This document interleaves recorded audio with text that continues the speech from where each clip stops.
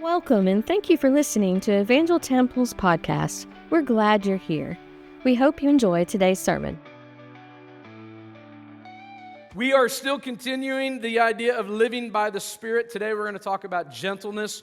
We're going to look really quickly at Galatians chapter 5 just to set the base of where we're at. But if you have your Bibles with you and you want to look in John chapter 8, that's really where we're going to be digging in deeper this morning. But Galatians 5 verses 22 through 26 say this: "But the fruit of the Spirit is love, joy, peace, patience, kindness, goodness, faithfulness, gentleness, and self-control. Against such things there is no law. And those who belong to Christ Jesus have crucified the flesh with its passions and desires. If we live by the Spirit, let us also keep in step with the Spirit. Let us not become conceited, provoking one another, envying one another." And so today, as we are continuing our conversation regarding the different facets or aspects of the fruit of the Spirit, we're going to answer the same four questions that we've been looking at. What is the biblical definition? What is the opposite? What is the cultural counterfeit? And what aspect of God do we need to focus on to see this fruit developed in our life? So, Matthew 5, verse 5, Jesus says this: "Blessed are the meek," this is in the King James Version, "for they shall inherit the earth." And today we focus on gentleness, but some of the older translations, like the King James Version, use a word that we don't use much in our vocabulary anymore, but I want to bring that older word to the forefront of our conversation today: meekness. It's another way to say gentleness. And Jesus, in the Sermon on the Mount in Matthew chapter 5, said, "Blessed are the meek," but I want you to also notice what he didn't say. He didn't say, "Blessed are the meek, for they shall be comforted." That's not what he said. We think that comfort goes with meekness because we think meek people, our minds automatically go to distressed people or anxious people or hand-wringing, worrying type of people who need comfort. But that's not what Jesus said. Jesus said, "Blessed are the meek, for they shall inherit the earth." It's really interesting. He said that if we are meek, if we understand meekness, it means that the meek are literally going to take over control of the earth. But if meekness is weakness, then how is that ever going to happen? Matthew 11, 28 and 29, Jesus said this: "Come unto me, all ye that labor and are heavy laden, and I will give you rest. Take my yoke upon you and learn of me, for I am meek and lowly in heart, and you shall find rest for your souls." Now, I don't know why, but when culture thinks of meekness, we immediately think of weakness, and maybe it's just because the words rhyme that we put them together. I don't know, but it's the exact opposite. Weakness is the exact opposite of the biblical definition of meekness or gentleness. Jesus calls himself meek and humble in this passage. Do you think that Jesus is weak? Do you think that he is troubled? Do you think that Jesus is distressed? Do you think that Jesus had low self-esteem? Absolutely not. In this invitation, Jesus said that he is the answer, that he is the solution, that coming to him is where you find rest for your soul. So there was no weakness in Jesus when he declared himself meek. So we don't really possess biblical meekness and gentleness in our lives, and I don't know that we even understand it the way that Jesus defines it and modeled it in his life. So that's what we're going to look at today. what does this actually mean from a biblical perspective? So we're going to answer the first question is, what is the biblical definition of gentleness? Now, we're going to use gentleness, meekness, humility somewhat interchangeably as we go through here because they are essentially interchangeable words within the Bible. Biblical meekness is not what we think it is, and I want us to begin to examine John chapter 8 because this really lays out in detail the example for us of what it looks like to live a life that is marked by meekness. The first 6 verses say this, but Jesus went to the Mount of Olives. Early in the morning, he came again to the temple. All the people came to him, and he sat down and taught them. The scribes and the Pharisees brought a woman who had been caught in adultery. Placing her in the midst, they said to him, "Teacher, this woman has been caught in the act of adultery. Now in the law, Moses commanded us to stone such women. So what do you say?" This they said to test him, that they might have some charge to bring against him. Jesus bent down and wrote with his finger on the ground. So what is biblical weakness or meekness or gentleness or humility? We're going to use those words, like I said, interchangeably. How do we define biblical meekness?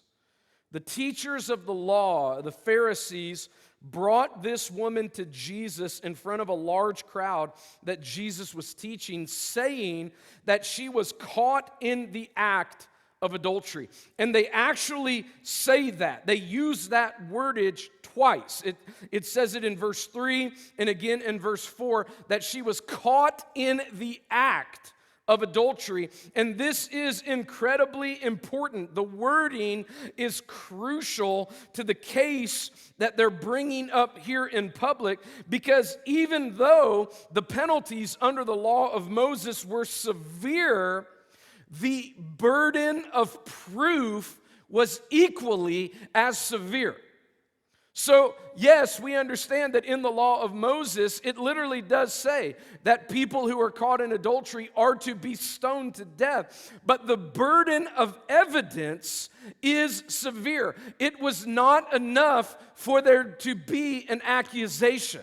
It was not enough for people to say, well, we saw them leaving the room together. It was not even enough for them to say, well, we saw them in bed together. The burden of proof was that we saw them committing adultery. And that is what is actually taking place here. Because the law of evidence and the law of Moses was so strict, almost no one was ever actually convicted of adultery. We think of the Old Testament as just this murder fest. You know, an eye for an eye, and people are just wiping everyone out. No, God was so just that He created a system that the burden of evidence was so strict that almost no one was ever actually condemned for adultery. Now, does that mean that people weren't committing adultery? No, it just means that God was not going to condemn someone on a whim or on the word of some random person. The requirement was so intense to be able to prove it, and that's what's going on here. Also, under the law of Moses, the man was just as guilty and faced the same punishment as the woman, but what's interesting here is there's no guilty man in the picture. They only dragged the woman out, which many scholars suggest that the man was in on the whole ruse. This was never about holiness. This was never about morality. This was a calculated trap to create a public dilemma for Jesus. They wanted to expose Jesus as a fraud because they hated him for the way that people were being drawn to him away from them. Now, what the religious leaders say about the law of Moses is true. They were not wrong in what they were saying, and that's important. The penalty was stoning for someone who had been caught in the act of adultery. And if Jesus was truly who he said he is, the Son of God, then he can't not uphold the law. Do you see the dilemma that's being created here? At the same time, if Jesus honors the law of Moses and condemns the woman to death, it exposes him as a fraud because he's been drawing the marginalized and the tax collectors and the prostitutes and the outcast with sermon after sermon about grace and mercy and forgiveness. And he's been giving all these the invitation to say, come to me if you're burdened, if you're laden, if you are bound down with sin, come to me and I'll forgive that. All of those sermons and invitation become hollow and meaningless if he condemns this woman to death. So the religious leaders were actually pretty smart. They set up a really difficult situation to get out of. As low down and perverse as they were, they did succeed in creating a situation that put Jesus into a bit of a quandary. How does he get himself out of this? He can trample the law of God, and he can save the woman's life, or he can revere and respect the law of God, and he can trample on the woman. The two opposite things Jesus is being forced to reconcile seem irreconcilable. How can he possibly put this together? And this is where we see the greatest example of biblical gentleness exposed in the Bible. So the biblical definition of gentleness is self-forgetfulness. Biblical gentleness, biblical meekness is less focus on yourself. Meekness or humility is not thinking less of yourself, it's thinking of yourself less often. So the definition of biblical meekness is self-forgetfulness. When the Holy Spirit is genuinely at work transforming a person's heart, there's a supernatural power that enables us to pull opposite traits together.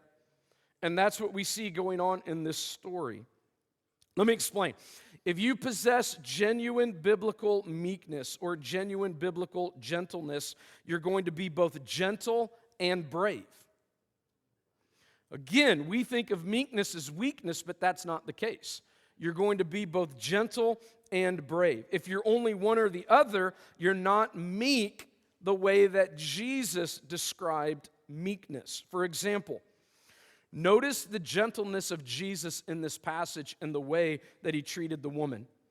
The religious leaders are scornful. They shame her in public. I mean, could you imagine what is going on in this poor woman's heart and mind as she is literally drugged from the act of adultery into a very public space? And these religious leaders, they are oozing with disdain for her. But Jesus doesn't treat her that way. He doesn't treat her as if she's beneath him, which is amazing because she is. The reality of her guilt is established. And Jesus does not treat her as though she's beneath him. He's the only one in the situation that she is actually beneath, and he's the one who elevates her. A truly humble person is never haughty towards another individual. They never look down on people. Humility is never condescending. And even though this woman was morally inferior to Jesus, and even though she was an adulteress, Jesus was incredibly gentle. But on the other hand, look at his bravery. Now, there's all kinds of debate over what Jesus reached down and doodled in the dirt. And we don't have any idea, okay? I mean, the leaders lay this trap for him, and it's brilliant. And it's a crisis. And it says that Jesus just bends down and starts drawing in the dirt. You talk about bravery. Here he is facing the question of his messiahship. How are you actually the person you say you are? Get out of this. And he says, I'm just going to draw in the dirt for a little bit. Like, that's absolutely amazing. This woman's life is at stake depending on how he responds. And when he's asked for his judgment on the issue, he just stoops down and starts drawing in the dirt. And everybody in history is amazed. What in the world did he draw? But the fact that John doesn't say anything about it is revealing in itself, because it doesn't matter what he wrote. It was the bravery that he was demonstrating is that what we need to focus on. The issue here is they're calling him on the carpet, and Jesus just says, nah, I don't think I'm going to play your game. He just decides he's going to flip around some dirt with his finger. John's trying to let us know, look at how poised this man is. Look how unflappable and calm and fearless Jesus is in front of these powerful people. That's biblical gentleness. Again, Matthew 5:5, blessed are the meek, for they shall inherit the earth. And Matthew 5 and Matthew 11 and Galatians chapter 5, the word for meekness, the word for gentleness, it's the same Greek word, and the Greek word is praus. And unless you understand the real meaning of that word, you can't understand what Jesus means when he talks about meekness. The word praus literally means a tamed wild animal. That's where it comes from. It's the idea of an animal that has incredible power that is yielding that incredible power. If you have ever read The Lord of the Rings, and I know that I go back to Tolkien because I'm a huge Tolkien fan. I get it. I'm just telling you, if all you've ever done is watched the movies, do yourself a favor, turn off the TV, buy the books, and just take a little bit of time and work your way through the books. They are brilliant, okay? But in the second book of The Lord of the Rings, Tolkien introduces a group of people that are the kingdom of Rohan. And they are known as great horse masters. What their entire culture is built around breaking horses and being great horsemen. That is the king. That's what they do. And there is one particular horse whose name is Shadowfax, who is known as the Lord of the Horses. He is the prince of the horses. And even the people of Rohan, the horse masters, say of this horse, no man can tame him. The horse must choose to allow someone to ride him. And the only person who is allowed to ride him is the king of the nation.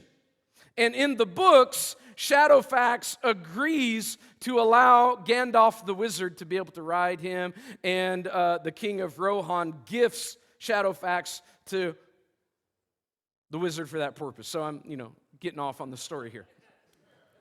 But here's the point.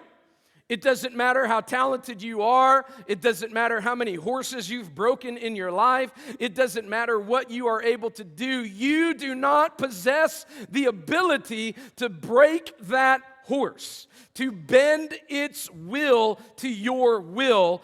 That horse in that story must choose to bend its will to you.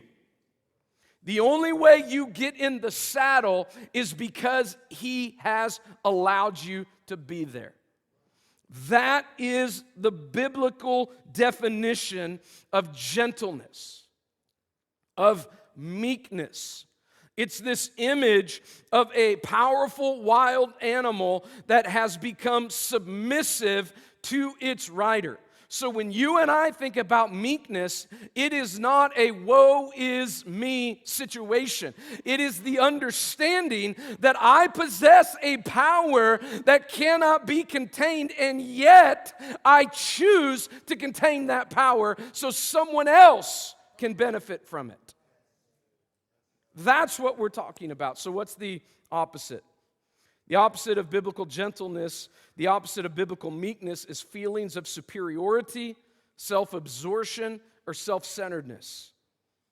Proverbs 16:18 says, pride goes before destruction and a haughty spirit before a fall. You don't have to defend yourself when you're not worried about your reputation or what people are going to say about you. You ever think about that? If you're confident in you, in your relationship with Christ, you don't have to come to your own defense. When you're not the center of your world anymore, you become fearless and brave, not having to worry about image management or protecting your reputation. Biblical humility frees you to do the right thing. That's the reason the meek will inherit the earth. They're not crippled by worry over other people's approval or what everybody's going to think. They're free to act in gentleness and fearlessness. Prideful people don't know how to behave. Psalm 73:6 says, therefore pride is their necklace, violence covers them as a garment. The idea that they're literally wrapped in their pride on display.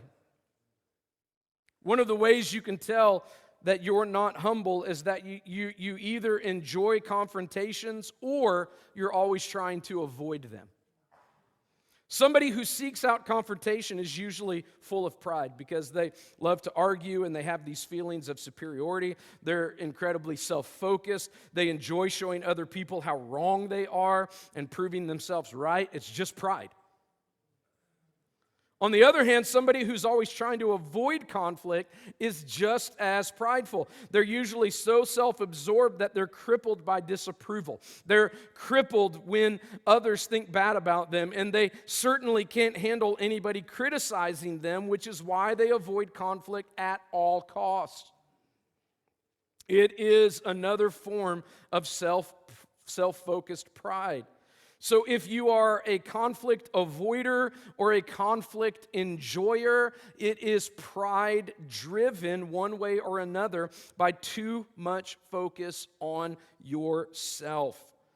You haven't truly been liberated from self-centeredness. Biblical meekness frees you from the trappings of self and allows you to stand in the middle of a relationship or in a dilemma like Jesus finds himself in John 8. So, what is the cultural counterfeit then? We're going to go through these two really quickly.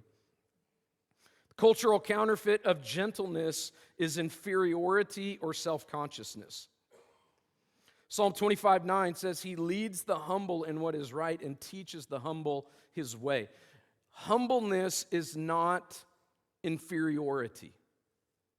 The cultural counterfeit of meekness is inferiority and self-consciousness, because the person is always, woe is me, and hand-wringing. People that we normally think of as meek, they're really showing signs that they're just weak. We think of them as meek. They're always down on themselves. We say that that the person is humble because we don't understand biblical meekness. They're not humble, they're full of pride. Because underneath all of that personal negativity is an insecure pride that keeps the person focused on themselves. Meekness and weakness are total opposites. John 14:6, Jesus said this, I am the way, the truth, and the life. No one comes to the Father except through me. Notice that you never see Jesus walking around with low self-esteem. He knew who he was. He declared himself to be the Lord of heaven and earth, the judge of the earth who forgives sins. And he says that he's meek. But you never see him walking around saying, oh, I'm nothing, poor little me. Because that's not what humility is. He acts like nothing. That's the key. He acts like nothing, but he knows he's not. So he's able to take a lesser position because he knows the position he's in. Said another way, Jesus knows his greatness, but he doesn't have to act like he is. The exact opposite of our culture's understanding of meekness is just this. In most cases today, people who feel inferior and act superior to compensate, they're doing it for their insecurity. Jesus knew his greatness, but he still stooped in the dirt and chose the inferior position to serve this woman. He puts all of his power and all of his glory under the interest of one lady whose life was on the line. There's tenderness here, at the same time, an incredible courage. That is who Jesus is. When you're meek, the way Jesus was meek, it frees you from self-focus. It frees you from focusing on you. The person that's always down on themselves, putting themselves down, talking about how they're not good enough, singing the woe is me tune. Who is the focus of woe is me? Me. So what is it? It's just another example of pride. Woe is me. It's passive-aggressive pride. That's all it is. It is an attempt to get more attention. Well, I'm not smart enough. I'm not good enough. I'm this, I'm that. And you think it's humility. It's not. It's pride. It's raging out of control pride. Because all you're trying to do is to get someone to say, no, you're not dumb. You're smart. No, you're a good person. No, you're awesome. No, don't think about that. That's all. So what is it? It's pride. Because if you're secure in who you are, it causes you to be meek. You don't need somebody coming up to you, patting you on the back all the time, saying, you know what, you are great, you're awesome. Not because you're walking around with an arrogance of look how great I am, because you know that Jesus has met everything that you need.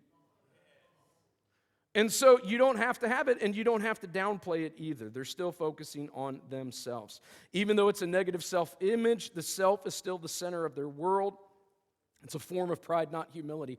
When you're meek the way that Jesus was meek, you're liberated from having to have your ego fed all the time and having to have everybody focus on you. And when you're free of that, you're free of pride, you're free of harshness, you're freed of cowardice.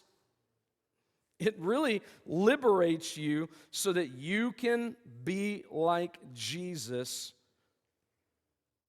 in situations like this.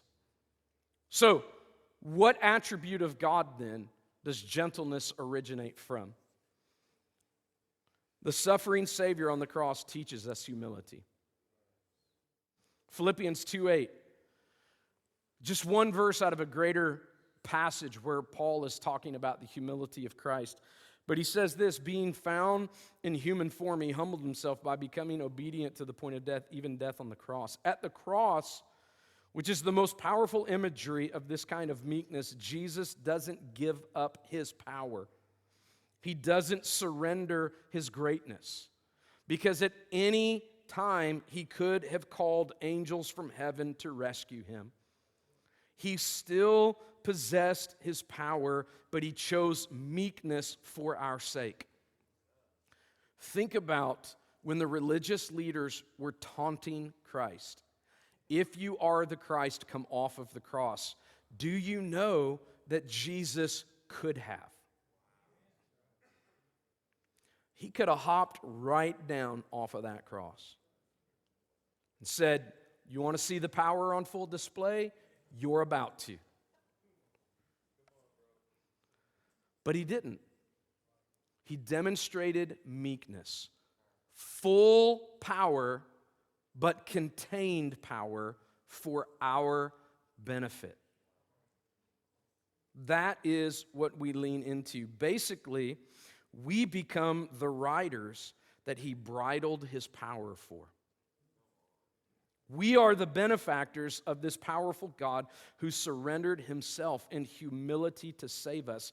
This is the idea of biblical meekness. Jesus is showing us what real meekness is just by his act on the cross.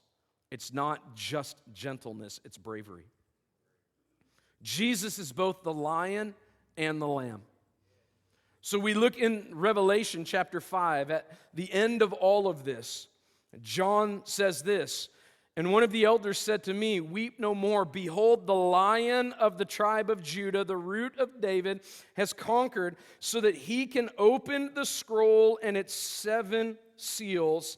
And between the throne and the 4 living creatures and among the elders, I saw a lamb standing as though it had been slain with 7 horns and 7 eyes, which are the 7 spirits of God sent out into all the earth.'" Did you catch that? John says in one breath, "I saw a lion." And then in the very next breath, he's talking about a lamb. And in both situations, he's talking about Jesus. I saw a lion. Oh, I saw a lamb. Which is it? Is he a lion or is he a lamb?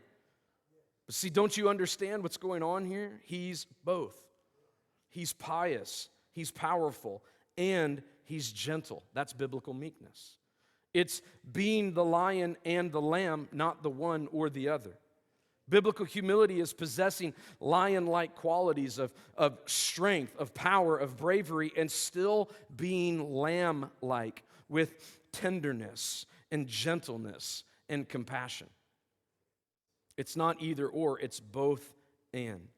So notice what Jesus does when he gets up from drawing in the ground.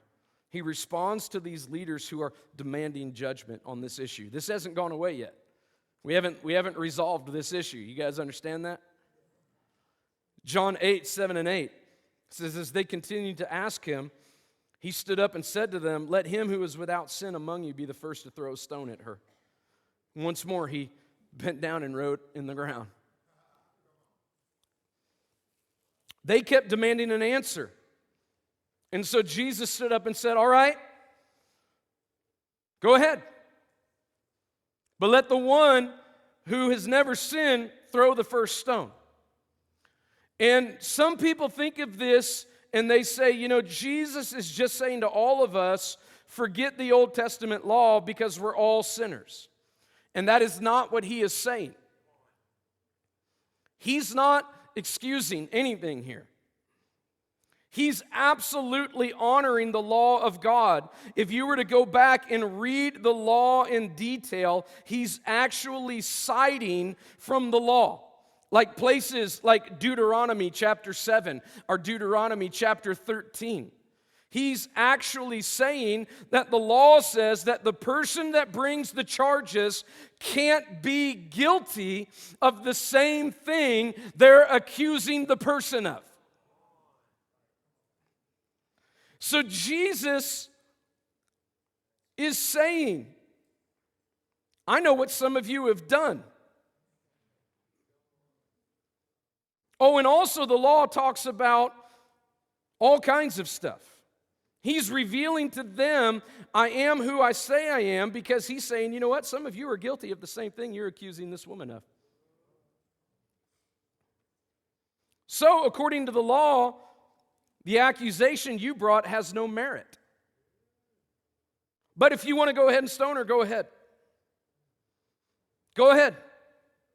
Pick up your rock and throw it at her, because you're next.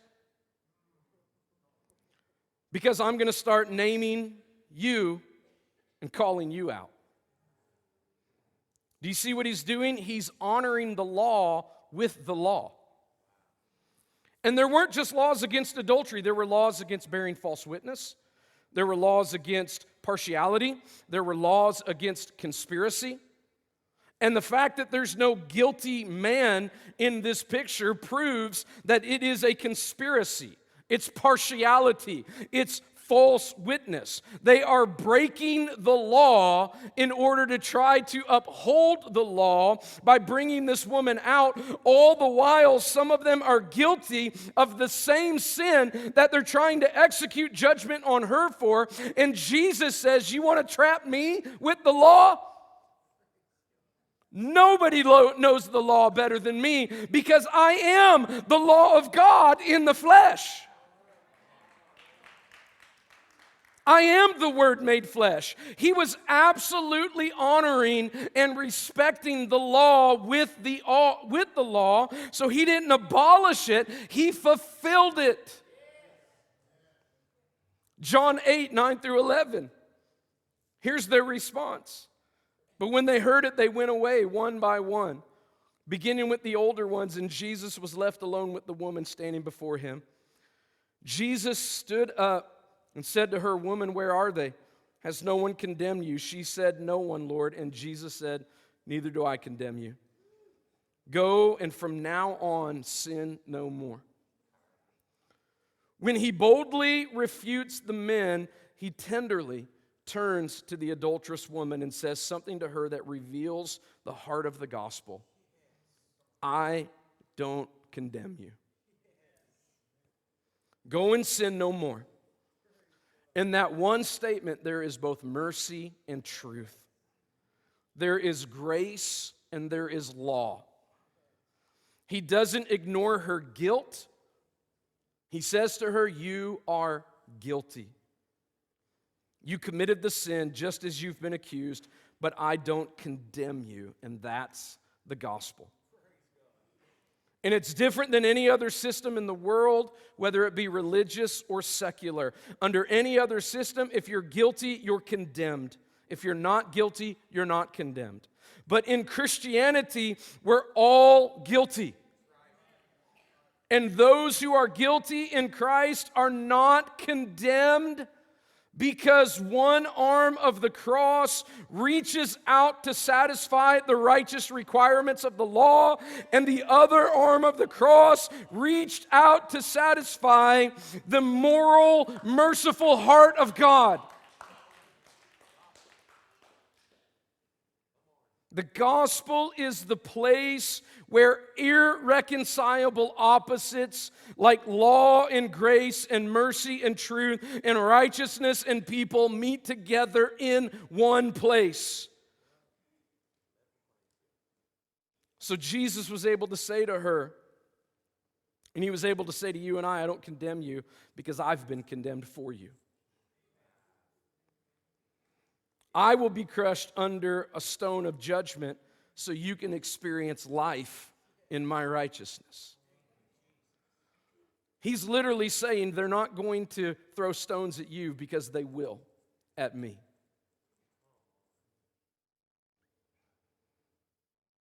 You're not guilty and you're not condemned.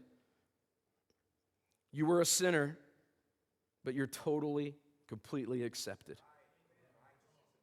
That's the gospel. That's why you can be a lamb and a lion at the same time. Most people are either moral like the Pharisees or they're gracious without rules. They're not both. They either trample on people or they trample on the law.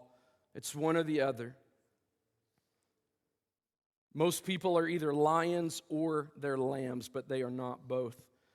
But the minute you realize it was Christ's humility that saved you, it was his utter fearlessness that sent him to the cross, and it was his complete tenderness that kept him there.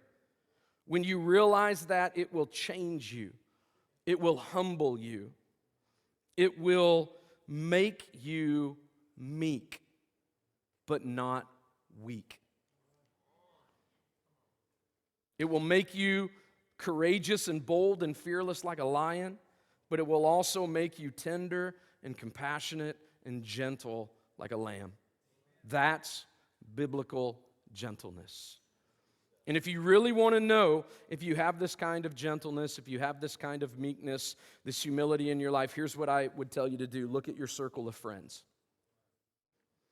If the people who are moral The people of traditional values, or those that are outside of the church, or people who don't even like church, if those people don't like you, right, then you're probably not meek the way that Jesus was meek. So if people that are lost in their sin and have no desire to go to church, if they can't stand to be around you, then you're probably not meek. But on the other hand,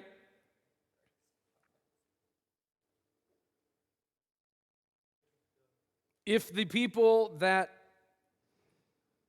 are always righteous and always religious and always quick to condemn, if they love you and you fit right into that, then you're not meek either. Because what we see from Jesus is the people that are away from God were drawn radically to him. And the people that were supposed to be honoring God could not have hated him more. So take a look at your circle of friends.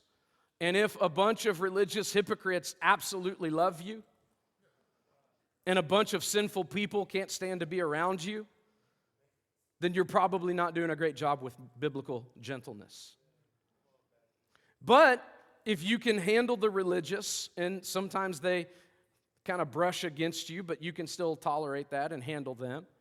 And whenever you do encounter someone that's apart from Christ, they actually like you, then you're probably demonstrating biblical gentleness. So it's easy to do. It's just do a little bit of introspection. We hope you enjoyed listening to our podcast. For more information, you can find us at evangeltemple.life or check us out on social media under Evangel Temple Assembly of God. We hope you have a great week.